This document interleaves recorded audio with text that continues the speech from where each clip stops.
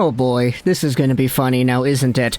The entire time we've been talking about Bo Horvat trade rumors with the Vancouver Canucks, it's always sort of had this preconceived idea that, hey, if Horvat gets traded, he's likely going to go to a contender, right? It's Colorado, it's any of the other teams that are interested in a center to boost their team as they head towards the playoffs, and Bo Horvat could be that second line piece that can really put a team over the edge, right? We don't normally hear about teams that are involved in rental-like situations that aren't playoff caliber teams, except cough cough Tyler Toffoli. That was one of the only cases that immediately comes to mind. Guess why it comes to mind? Because it's traumatizing. But today we're going over to the Bo Horvat conversations once again, and we're talking about a team that really is not a playoff contender. They aren't. And I feel in my heart of hearts that if the GM of this team goes out there and tries to make a playoff contending type of move by trading away future for a guy like Horvat, who's not even going to be guaranteed to sticking around in the long term anyway, I feel like this is a really, really bad idea. So we're talking about Bo Horvat, and we're talking about the Columbus Blue Jackets. They are last place in the entire Eastern Conference right now. Are they last place in the league? No, they're last in the Metro, second last in the East because they're tied with Ottawa, but Ottawa has an extra game, and they are tied for second last in the entire league with Arizona, who has 13 points in 16 games, as do they. So Columbus is one of the worst teams in the NHL right now, bar none, in terms of their results, in terms of their overall play. They're losing out on so many man games. Half of their D-core is injured. This is not a good situation right here. And when it comes to different insider information, this is what we heard from Frank Saravalli on the Halford and Bruff show. There's some conversation between Columbus and Vancouver. It's an intriguing land spot for someone like Bo Horvat. There's smoke there, but I haven't been able to confirm.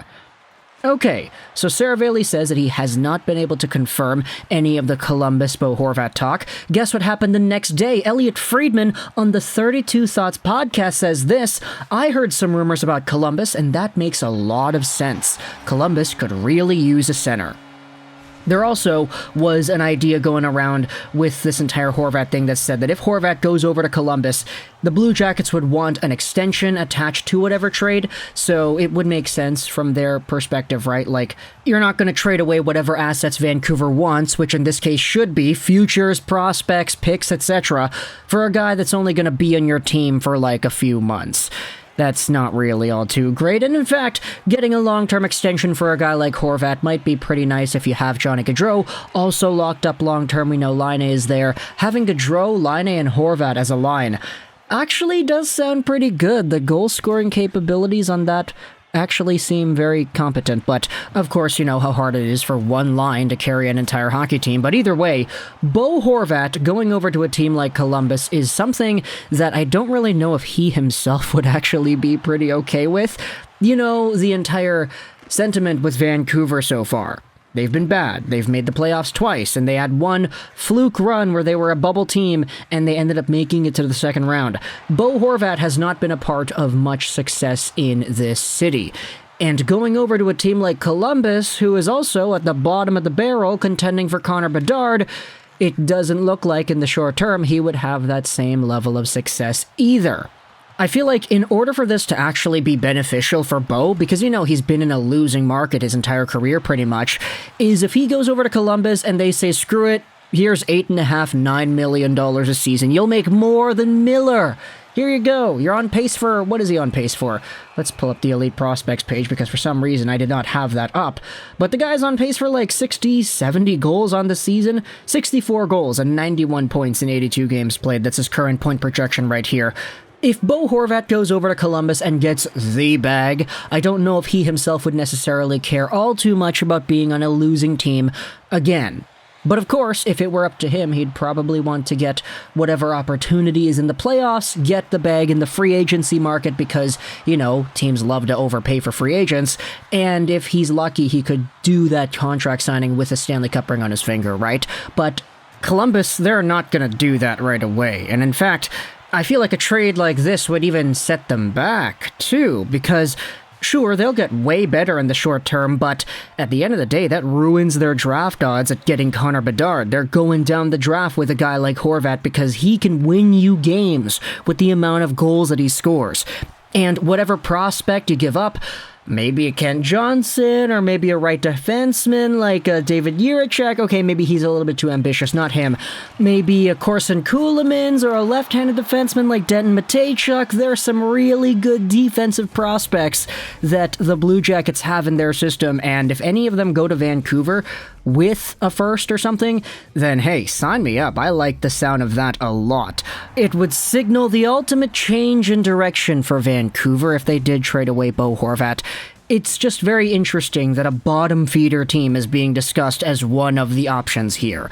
Just scrolling around on social media, I do see a lot of Blue Jackets fans that don't like this at all, and they're questioning the idea of Jarmo Kekalainen and his path, the direction he wants to take with this team, because they're already so bad and they had just signed a Gaudreau. They signed Gaudreau for no reason, pretty much. They called the guy and he was like, yeah, sure, I'll go there. And now they're in a weird spot because they've got this 7-year, multi-million-dollar asset that's one of the top players in the league, or he should be at least, and you have the opportunity to get Bo Horvat, who is one of the top goal scorers in the NHL too. So I don't know what Columbus is doing here, man. I really don't. I had seen so many Canucks fans once the idea of Bo popped up to Columbus go out there and say, no, not Bo, trade Miller to Columbus instead. They want a guy who's got an extension, right? Well, Miller already has that, and he also is a pretty good player. He got 99 points last year. Imagine Miller and Gaudreau and Laine all playing together. That sounds great. Add to that the fact that Miller is actually from Ohio, which is kind of interesting, but he didn't actually grow up there. He grew up in the Pittsburgh area, although he was born in OH, so maybe JT Miller is a different one instead that works out a little bit more. But at the same time, pros and cons, right? There are a lot more cons for Columbus in acquiring a guy like Miller than they would Bo. I think based off of reputation, people are starting to sort of see now that Bo is a lot more valuable than Miller is. And I know Miller is like a point per game still. It's kind of nuts that he is, but like a lot of Canucks fans, we've been saying it the entire past few months and even going back to the past few years. Miller is a good, talented player. It's just he's not really that much of a guy that drives a line. Like, the fact that he got 99 points last year is because it was every second pass on the power play, and he still is a point-per-game guy now because he's just getting the puck a lot. Bo's ability to score goals and his consistency with that is a more valuable trait than Miller's is, and I feel like a lot of NHL fans across the league, not just Canucks fans, are starting to see that a little bit more.